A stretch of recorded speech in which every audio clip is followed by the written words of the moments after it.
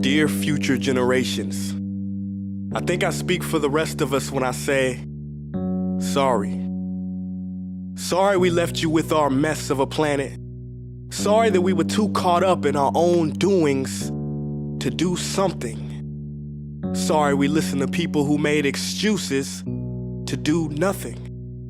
I hope you forgive us. We just didn't realize how special the earth was. Like a marriage gone wrong, we didn't know what we had until it was gone. For example, I'm guessing you probably know it as the Amazon desert, right? Well, believe it or not, it was once called the Amazon rainforest, and there were billions of trees there, all of them gorgeous. And oh, you don't know much about trees, do you? Well, let me tell you, trees are amazing. I mean, we literally breathe the air they are creating. They clean up our pollution, our carbon. They store and purify water, give us medicine that cures our diseases, food that feeds us, which is why I'm so sorry to tell you that we burn them down. Cut them down with brutal machines, horrific, at a rate of 40 football fields every minute. That's 50% of all the trees in the world gone in the last 100 years. Why? For this. And that wouldn't make me so sad if it weren't so many pictures of leaves on it. You know, when I was a child, I read how the Native Americans had such consideration for the planet that they felt responsible for how they left the land for the next 7 generations. Which brings me great sorrow, because most of us today don't even care about tomorrow.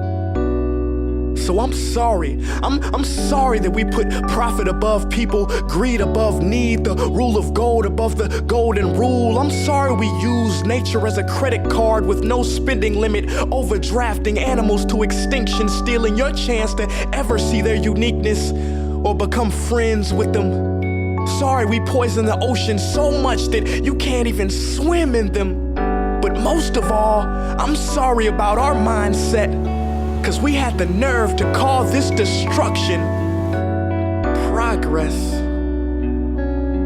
Hey Fox News, if you don't think climate change is a threat, I dare you to interview the thousands of homeless people in Bangladesh. See, while you were in your penthouse nestled, their homes were literally washed away beneath their feet due to rising sea levels.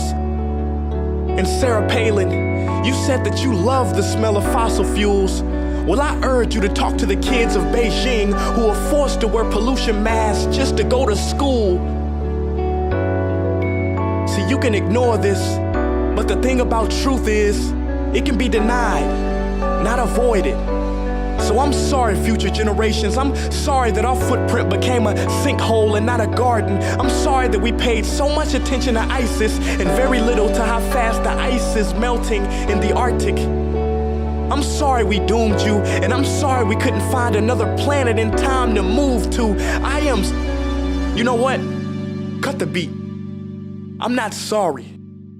This future, I do not accept it, because an error does not become a mistake until you refuse to correct it. We can redirect this. How? Let me suggest that if a farmer sees a tree that is unhealthy, they don't look at the branches to diagnose it, they look at the root. So like that farmer, we must look at the root, and not to the branches of government, not to the politicians run by corporations. We are the root, we are the foundation. This generation, it is up to us to take care of this planet. It is our only home. We must globally warm our hearts and change the climate of our souls and realize that we are not apart from nature, we are a part of nature. And to betray nature is to betray us. To save nature is to save us. Because whatever you're fighting for, racism or poverty, feminism, gay rights, or any type of equality, it won't matter in the least. Because if we don't all work together to save the environment, we will be equally extinct.